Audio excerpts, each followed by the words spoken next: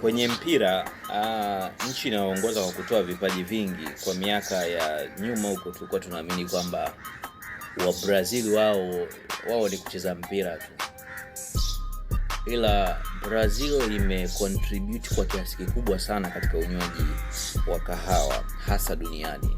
Nasema hivyo kwa nini? Numbers don't lie. Brazil wamekuwa kwenye nafasi hiyo namba 1 duniani kama mzalishaji mkubwa wa kahawa toka miaka 150 nyuma.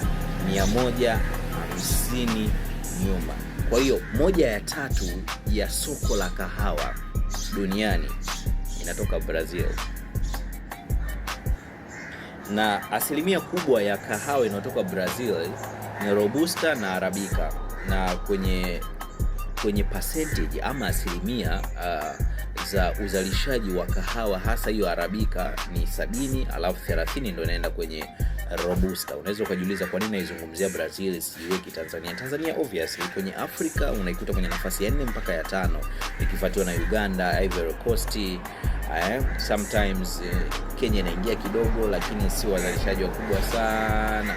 Kwa tunakutana na Cote d'Ivoire, tunakutana na Cameroon. Na ukisema namba ngapi Tanzania inashika kwenye soko la dunia, unaikuta kwenye 18 mpaka 20. Kwa hiyo hatuko kwenye nafasi mbaya, lakini we aim to the top.